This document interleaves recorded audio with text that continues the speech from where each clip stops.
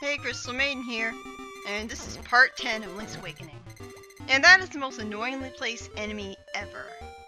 Like, he's right in front of the...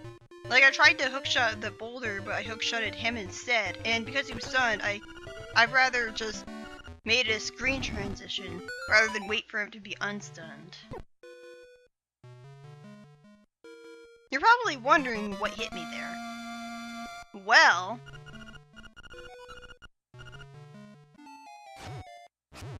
that thing did. And they deal a lot more damage in the Dream House. How did she get over here without getting destroyed by the monsters along the way? Here's something that was added in the DX version. He doesn't show up at all in the Game Boy version, which kind of makes me wonder why they bothered putting that house there in the first place if there's nothing to do in the Game Boy version. And maybe it was supposed to be a house belonging to someone who didn't happen to be currently living in it at the time, or something.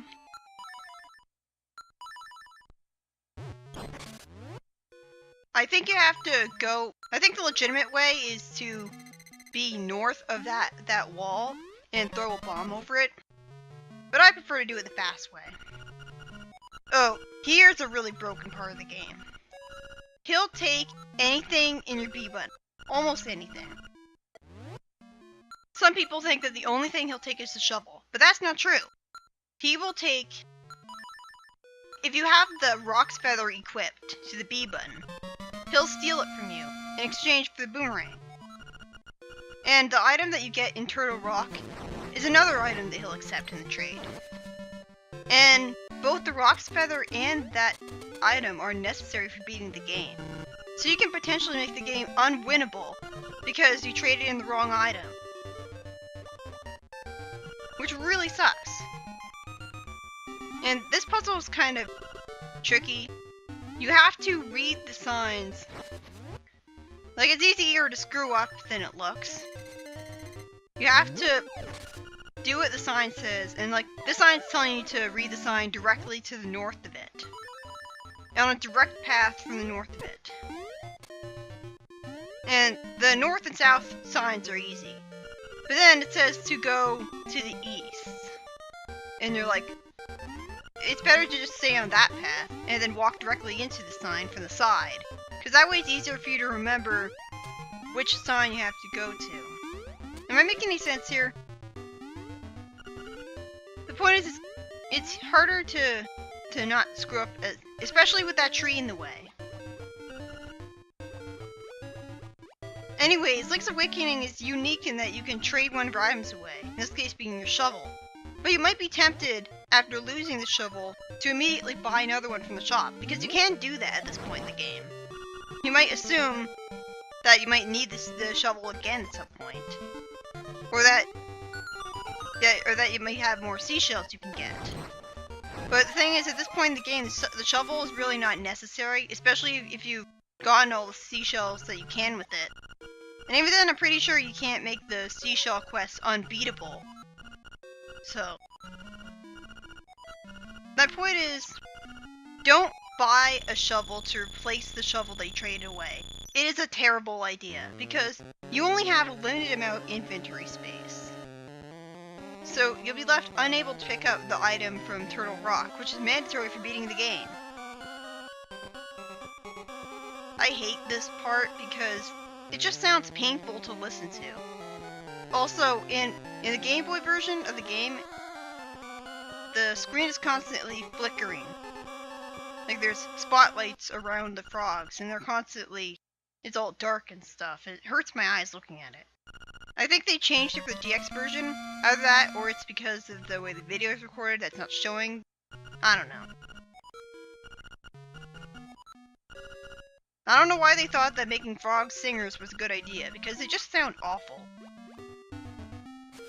The Oracle games had the whole running out of inventory space thing in mind, because they're more... it's impossible to fill up all of your inventory in Oracle games. But in this game, you can run out of inventory space if you buy the shovel again. And you can't waste all of your magic powder to free up a slot, because it turns out that you can't beat the first form of the final boss without taking an extremely long time if you don't have the magic powder. So, there really is no item that is completely expendable other than the shovel. So, I don't know why they thought it was a good idea to make it so that you can trade away something other than the shovel, because that can potentially break the game.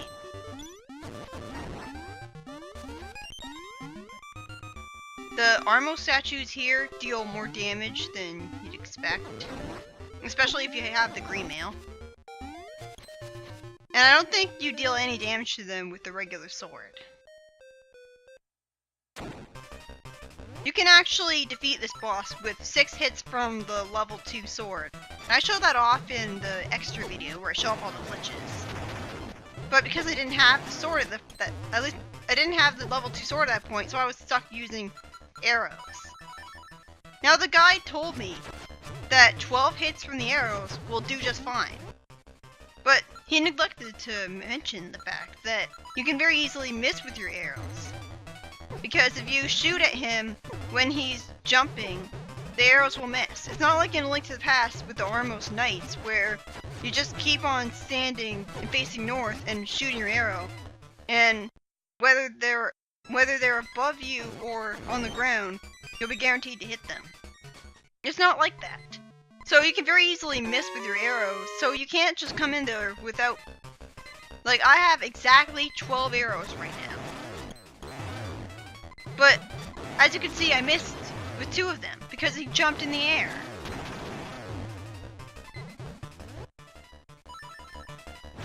And, well, logically I should be able to kill him because his armor is destroyed, right? I can see his head and everything, but no! Ugh. So I grinded for arrows. You should never have to do that. Thankfully, the Armos just outside of this shrine actually do a pretty good job of dropping arrows. But, like, it's such bullshit. Why is he suddenly immune to arrows when it very first starts the boss, but later on, it's not immune to arrows anymore? Why does this have to be so difficult? I love the music that plays here, and the text that you read later on, how it's constructed. And the picture shows you, like, this perfectly conveys the atmosphere.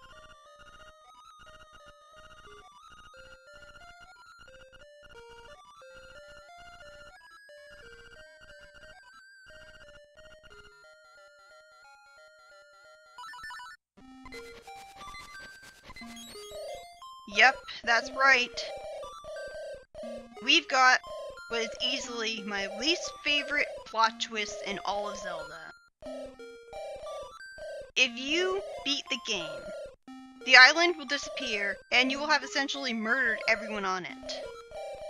Well, I guess it's sort of implied that the island lives on in the memory of the Windfish.